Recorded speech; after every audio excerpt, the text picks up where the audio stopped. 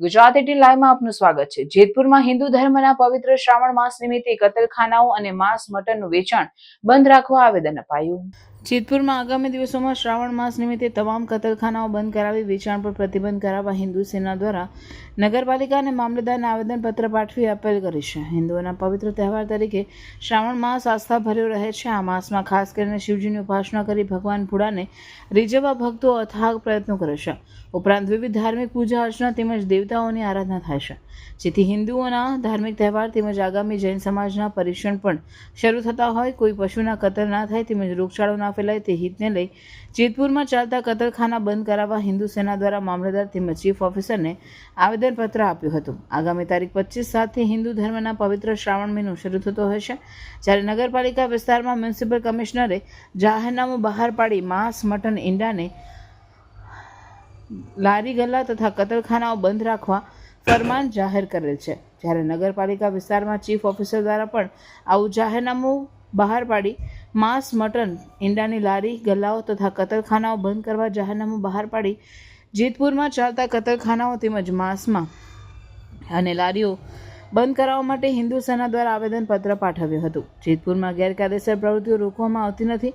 પ્રતિબંધ હોવા છતાં જેતપુરમાં માંસ મટન મચ્છી વગેરે નોનવેજ ખુલ્લેઆમ વેચાય છે, જેને કોઈપણ પ્રકારની સ્વચ્છતા અભિયાન ઝુંબેશ પણ હાથ લગાડતી નથી। રેકડીઓ હોટલો કતલખાનાઓને ક્યારેય તંત્ર હાથ લગાડતું નથી, જે ખૂબ જ દુઃખદ છે। ધોરાજી રોડ જૂનાગઢ તેમજ નવાગઢના ચાંપરાજપુર રોજ જેવા મુખ્ય માર્ગો પર ગેરકાયદેસર કતલખાનાઓ ધમધમે છે। જે રીતે જળાશયોમાં પણ ગેરકાયદેસર રીતે નિયમિત મચ્છીમારી થાય છે। જગ્યા રોકાણ કાયદાનો સદંતર ભંગ કરી જેતપુરમાં લગભગ તમામ વિસ્તારોમાં અસંખ્ય માંસ મટન ઈંડાની લારીઓ છે તે પણ હટાવવા હિન્દુ સેનાએ માંગણી કરી છે।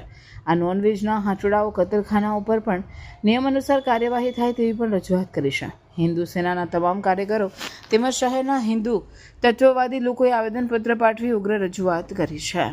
એમાં એ વાત છે કે આપણે અવારનવાર આજે હિન્દુ સનાતન ધર્મને માનનારા આપણે બધા વ્યક્તિઓ છીએ, બધી સંસ્થાઓ છે, તો આપણે દર વર્ષે આપણે શ્રાવણ મહિનાની શરૂઆતમાં આપણે રજૂઆત કરતા હોય કે શ્રાવણ મહિનો એટલે સનાતન ધર્મ માટે પવિત્ર મહિનો છે। આ મહિના દરમિયાન શહેરમાં જુદી જગ્યાએ જે બિલાડીના ટોપની જેમ લારી ગલ્લાઓ ઈંડાની ને મટનની ને ખુલી ગઈ છે, એને બંધ કરાવવી જોઈએ। પણ આજ દિવસ સુધી અત્યાર સુધીમાં મને યાદ છે ત્યાં સુધી કમસે કમ 250 વાર આપણે આવેદનપત્ર આ બાબતે આપેલ છે, પણ તંત્ર દ્વારા કોઈ સંતોષકારક કાર્યવાહી કરવામાં આવેલી નથી। તો આપણે આજે સાહેબને એ રજૂઆત કરી છે કે આ બધા જે હટડાઓ છે એ બંધ થાય, અને આપણે એમને અલ્ટિમેટમ આપેલું છે કે સાહેબ તમે દર વખતે અમને કહો છો કે કાર્યવાહી થશે, યોગ્ય કાર્યવાહી અમે કરશું, પણ જો હવે આ વખતે કાર્યવાહી નહીં થાય તો અમે અમારી રીતે સર્વે કરીને શ્રાવણ મહિનાના આગલે દિવસે અમે તમારી મુલાકાત કરશું અને તમારો જવાબ માગશું।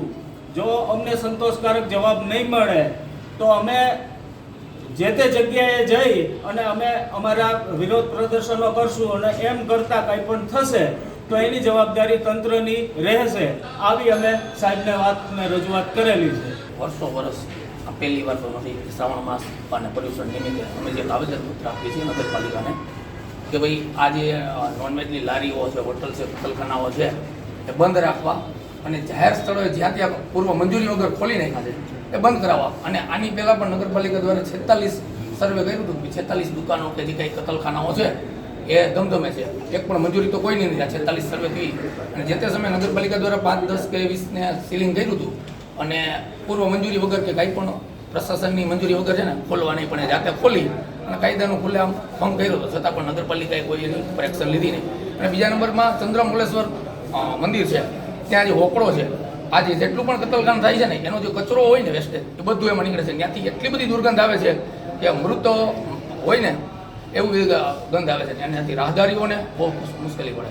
શહેરી વિસ્તાર અને ગ્રામ્ય વિસ્તારમાં અમે આવેદનપત્ર આપ્યું છે, જાણ કરી છે કે જેટલા પણ નોનવેજની લારી ગલ્લા જે કંઈ ચાલુ હોય, જે પણ એ જે મંજૂરી વગર ચાલુ હોય એ બધું બંધ કરાવવું, અને મંજૂરી હોય પણ શ્રાવણ પવિત્ર માસમાં 1 મહિનો તો સદંતરે બંધ રાખવું, એવી હિન્દુ સેનાની અને હિન્દુઓ વતી લાગણી છે। એટલે આવેદનપત્ર આપવામાં આવ્યા છે અને કહેવામાં આવ્યું છે કે આપ 25 તારીખ પહેલાં કે શ્રાવણ માસની શરૂઆત પહેલાં આવા સદંતર કડક પગલાં લઈ તંત્રને સાથે રાખીને આ બધું બંધ કરાવવું શ્રાવણ માસ દરમિયાન હિન્દુઓની લાગણી જે દુભાઈ છે એના માટે.